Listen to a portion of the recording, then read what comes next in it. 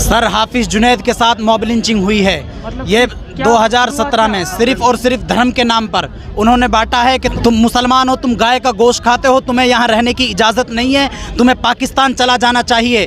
और बहुत दुख के साथ ये कहना पड़ रहा है कि आज भी 21वीं सदी में देश में युवा और बच्चे सेफ नहीं है। धर्म के नाम पर लिंचिंग कर दी जाती है और देखिए ये अभी भी रो रही हैं। एक माँ से, देश की हर माँ से मैं अपील करती हूँ और गुजारिश करती हूँ कि अगर जुनैद के जगह आपका लाल होता, आपका बेटा होता, तो क्या आप इंसाफ की उम्मीद नहीं करती?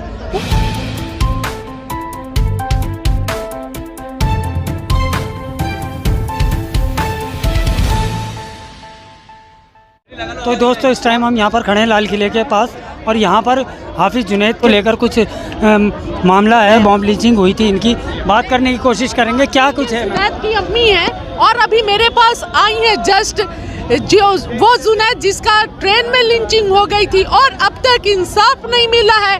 तो इंसाफ के लिए आज भी ये दर दर भटक रही है और राहुल गांधी जी से मिलने के लिए आई थी कि बस एक उम्मीद वही है जो इंसाफ दिला सके। और बहुत दुख के साथ ये कहना पड़ रहा है कि आज भी 21वीं सदी में देश में युवा और बच्चे सेफ नहीं है। धर्म के नाम पर लिंचिंग कर दी जाती है। वहाँ जहाँ चाइना, जापान चांद पर आज देश जा रहा है और दूसरी तरफ धर्म के नाम पर लिंचिंग कर दी जा रही है। ये माँ की आंखें अभी भी नम है। ये माँ के दिल से पूछिए जिसने अपने लाल को खोया है। ये दर्द कोई दूर नहीं कर सकता है। बस एक इंसाफ मिले तो थोड़ा दर्द कम हो। इंसाफ की अपील करना चाहती थी जुनैद की अम्मी। इंसाफ चाहती है कि जुनैद के जो कातिल हैं उनको सजा मिले और जुनैद को तभी इंसाफ मिले। लेकिन ये माँ पहुँच नहीं पाई, ये बहन वहाँ तक पहुँच नहीं पाई और अभी मुझसे मुलाकात हो रही है। एक माँ से, देश की हर माँ से मैं अपील करती हूँ और गुजारिश करती हूँ कि अगर जुनैद के जगह आपका लाल होता, आपका बेटा होता, तो क्या आप इंसाफ की उम्मीद नहीं करती? ऊपर वाले से दुआ है कि किसी भी माँ के साथ ऐसा ना हो जिसका लाल उससे छीन लिया जाए। महीना 22 तारीख 22 जून 2017 की बात है। जुनैद की अम्मी बता रही है, पूरा देश को पता है, पूरे देश ने सुना था। आप बताएंगे मतलब क्या कुछ हुआ था उस टाइम में, मतलब क्यों ऐसा हुआ जुनैद के साथ? सर हाफिज जुनैद के साथ मॉब लिंचिंग हुई है। ये 2017 में सिर्फ और सिर्फ धर्म के नाम पर उन्होंने बांटा है कि तुम मुसलमान हो, तुम मुसलमान हो, तुम गाय का गोश्त खाते हो, तुम्हें यहाँ रहने की इजाज़त नहीं है, तुम्हें पाकिस्तान चला जाना चाहिए।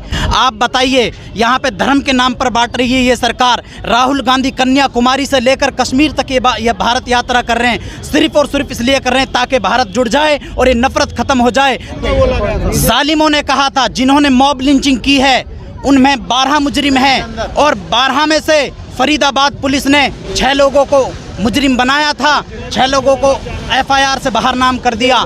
इसलिए और फरीदाबाद पुलिस कर रही है सिर्फ और सिर्फ एक बंदे के ऊपर के पूरे केस को डालने की कोशिश कर रही है और उसमें से 5 बंदों को बचाने की कोशिश कर रही है। हम ये होने नहीं देंगे। हमारा वकील पूरी कोशिश करेगा। सुप्रीम कोर्ट में RSS चीमा जी हमारे वकील हैं और फरीदाबाद कोर्ट में हमारे वकील निबरास अहमद है। हम पूरी कोशिश करेंगे कि हाफिज जुनैद को इंसाफ मिले। कुछ मतलब मुआवजे की भी बात हुई थी। मुआवजा तो बात का चीज़ है। मुआवजा क्या है? मुआवजा किसी का जान ले लो, मुआवजा था तो चलती ट्रेन के अंदर मॉब लिंचिंग की गई थी। इसको हम लोग किसी भी कीमत पर बर्दाश्त नहीं करेंगे।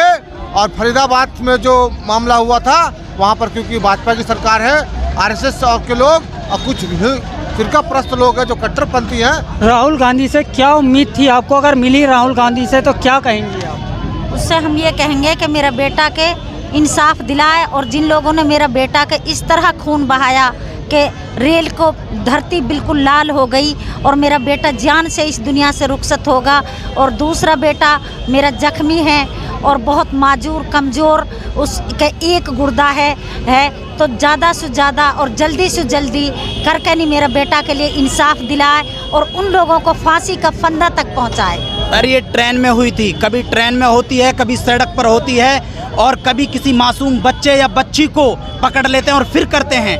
आप देखिए ना, देश की टॉप यूनिवर्सिटी से नजीब को गायब कर दिया गया, पूरा देश देख रहा है। और आज रोहित वोमिला को यूनिवर्सिटी से मार दिया गया। ये कौन कर रहा है? सिर्फ और सिर्फ बीजेपी ने ये नफरत फैलाई है। जब से मोदी जी 2014 के बाद देश के अंदर आए हैं, पीएम बने हैं, तब से ये नफरत फैली है। 24 के अंदर राहुल गांधी जी पीएम बनेंगे और ये नफरत ख़त्म होगी और मजलूमों को इंसाफ मिलेगा। जालिम सलाखों की पीछे उनको कर दिया जाएगा। मैं भारत यात्री हूँ, राहुल जी के साथ कन्याकुमारी से कश्मीर तक चल रही हूँ। ज़ेबा खान नाम है। अभी ये बहन मुझे कोई भाई फ़ोन करके बुलाए और जब राहुल जी निकल गए तब मुझे ये मिल रही है कि मुझे मिलवा दीजिए। अगर पहले बोलती तो हो सकता था मैं कुछ कर सकती। तो फिर मैंने पूछा, तो काफ़ी दिन है, मिलवा सकते हैं। हाँ, कोशिश करेंगे, हम ज़रूर कोशिश करेंगे कि मिलवा सके।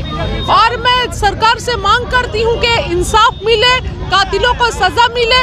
और नफरत का जो एक माहौल है, सिर्फ एक धर्म को नहीं, हर किसी को टारगेट किया जा रहा है पूंजीपतियों के द्वारा, चाहे वो एसटी हो, एसी हो, ओबीसी हो या कोई भी, वो सभी को टारगेट किया जा रहा है। तो ये टारगेट करना बंद किया जाए। अपर जो हाई फाई लोग हैं, जो पूंजीपति लोग हैं, एक पूंजीपति मानसिकता के द्वारा वो टारगेट करना बंद किया जाए और इंसाफ सभी को मिले।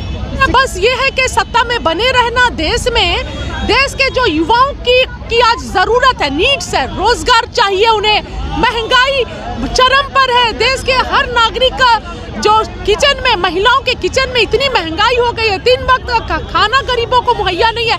इन सभी जो मुद्दों से भटकाना, किसानों को व्यवस्था नहीं है अच्छी खेती की, और मध्यम वर्गीय और जो छोटा व्यापारी है उनकी व्यापार खत्म हो गई है। सब मुद्दों से हटा के 2 पूंजीपतियों के लिए काम कर रहे हैं और सरकारी संपत्तियों को बेच रहे हैं। कोई सवाल न करे, इसीलिए देश की जनता को उलझा के रखना चाहते हैं धर्म के नाम पर। ये शुक्रिया।